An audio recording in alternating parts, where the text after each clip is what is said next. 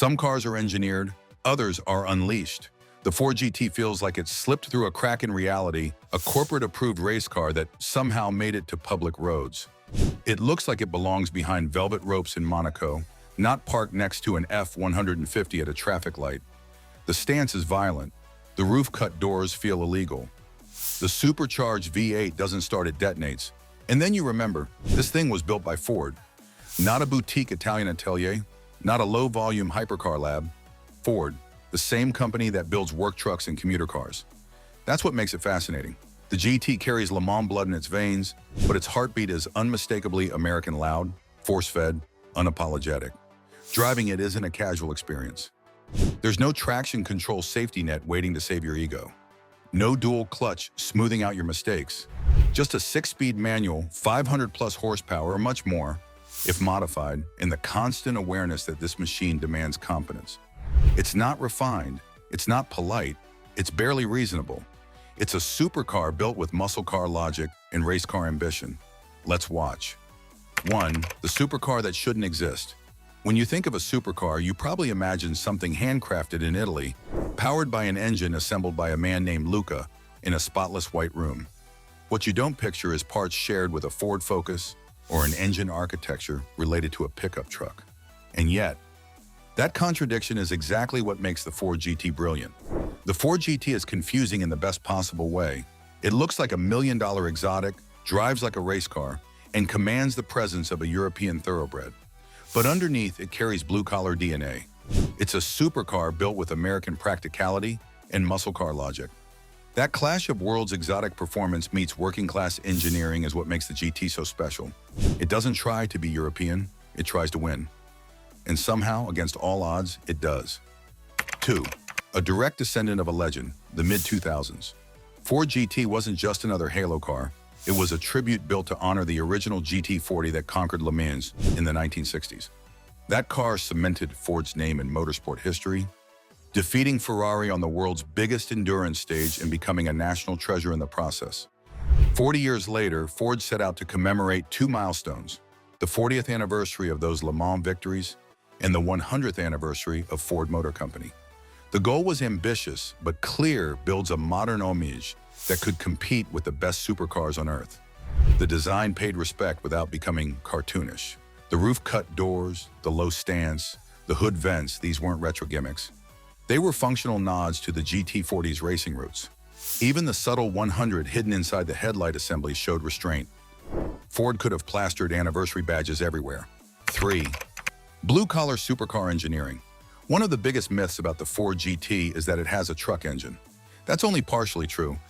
5.4-liter modular V8 shares its basic architecture with Ford's F-150 and Lincoln Navigator engines of the era.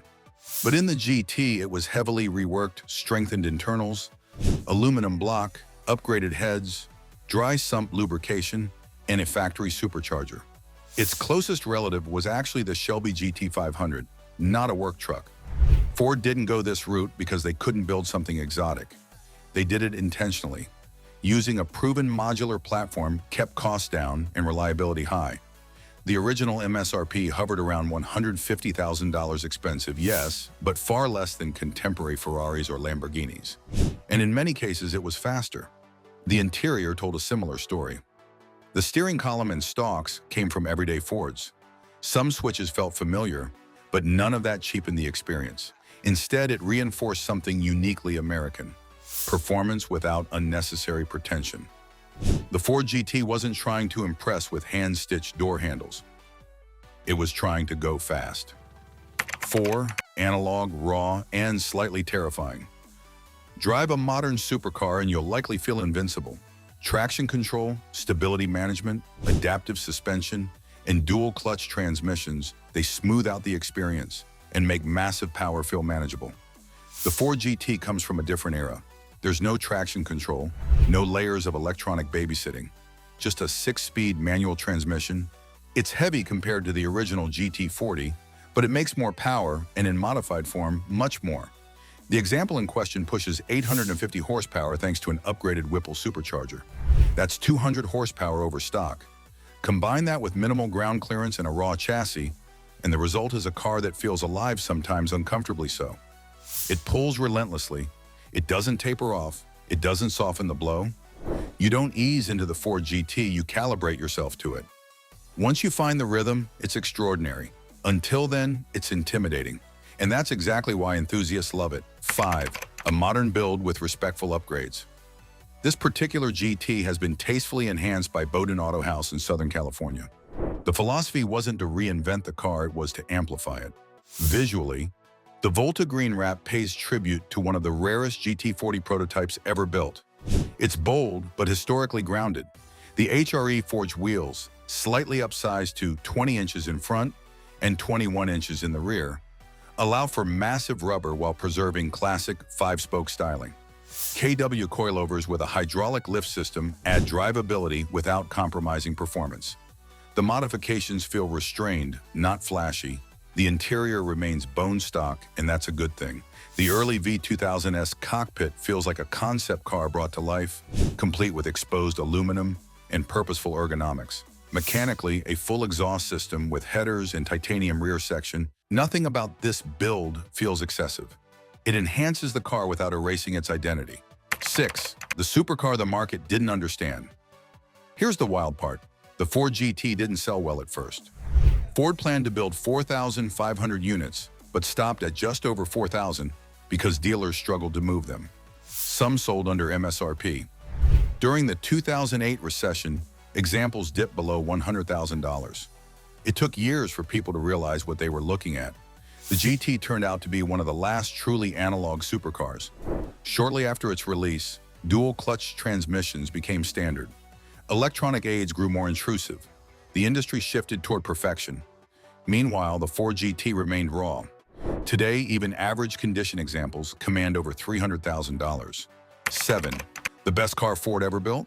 So is the Ford GT the best car Ford ever built? It might be. It represents a perfect storm of ambition and restraint. It honored history without becoming parody. It delivered exotic performance at a comparatively accessible price. It combined parts bin practicality with world-class engineering. And it did all of it with a manual transmission and no electronic safety net.